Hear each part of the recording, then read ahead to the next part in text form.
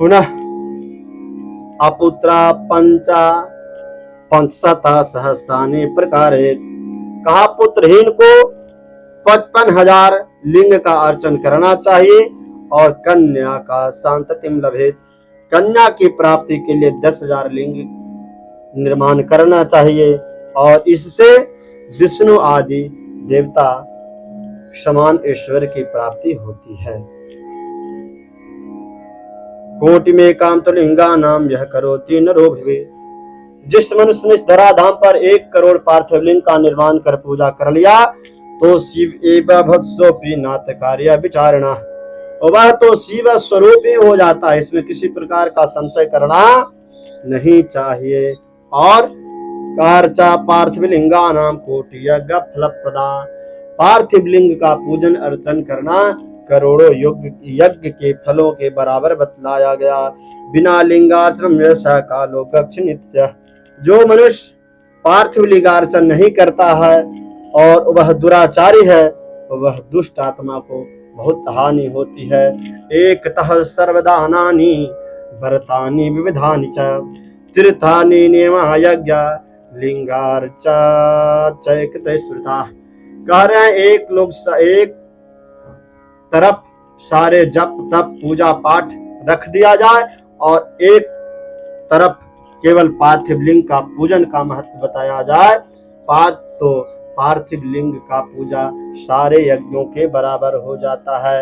और कलो लिंगार्चनम श्रेष्ठम यथा लोके प्रदिश्यते तथा नास्ति शास्त्राणाम एषम सिद्धांत निश्चय, कहा गया कि कलयुग जैसा कलयुग में पार्थिव लिंग का पूजन अर्चन ऐसा श्रेष्ठ कर्म और कोई कर्म नहीं है।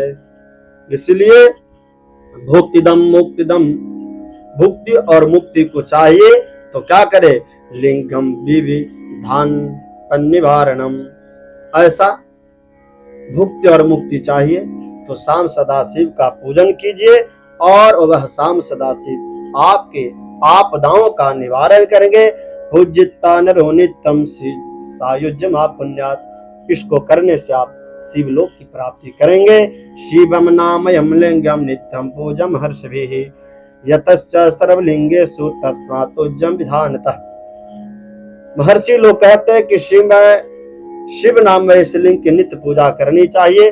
अतः विधि विधान पूर्वक उत्तमम मध्यमम नीचम तृतीयम लिंगमीरितम मानतो मुनि श्रद्धालु तस्पूर्णम बदाम्यहम्। अब कहते हैं कि लिंग के भी विधान बताए कि कौन लिंग का पूजन करे तो उत्तम है, कौन मध्यम है और कौन अधम है। तो कहा गया कि जो 4 अंगुल ऊंचा और देखने में सुंदर तथा वेदिका युक्त हो उस शिवलिंग को सर्वोत्तम बतलाया गया।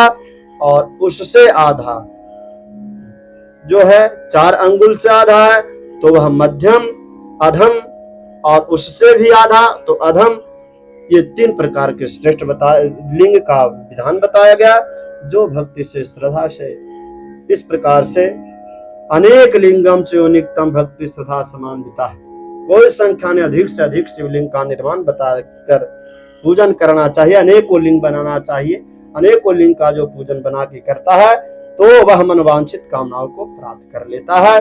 न लिंगाराधनम दन्यत पुण्यम वेद चतुष्टये वर्धते विद्यते सर्वशास्त्राणाम एष एव विनिश्चय, चारों वेदों में पार्थिव लिंग का पूजन और अर्चन से बढ़कर कोई पूजा नहीं।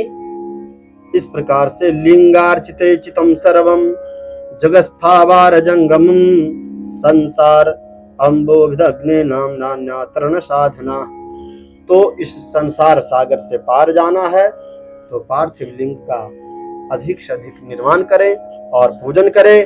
अज्ञानितिमिरांधा नाम विषयायक्त चेतसाम, अज्ञान रूपी अंधकार से बचने के लिए और जो वासनाओं से चित्त दूषित हो चुका है, प्लवो नानो युक्ति लिंगाराधन मंत्रा, जो आसक्ति हो चुका है चित्त इस माया जाल में, तो इस भव सागर से पार लगाने के लिए इससे सर्वोत्तम कोई पूजा नहीं। ब्रह्मा विष्णु आदि देवता मुनिगर सब लोग इस गंधर्व सब लोग शाम सदाशिव का पार्थिव लिंग का पूजन को प्राप्त किए और महान भक्ति को करके अभिष्ट कामना का प्राप्ति किए। तो ब्राह्मण क्षत्रियो वैश्यो शूद्रो प्रतिलोमजः पूजयेत् सततम लिंगम ततमंत्रेण सादरम।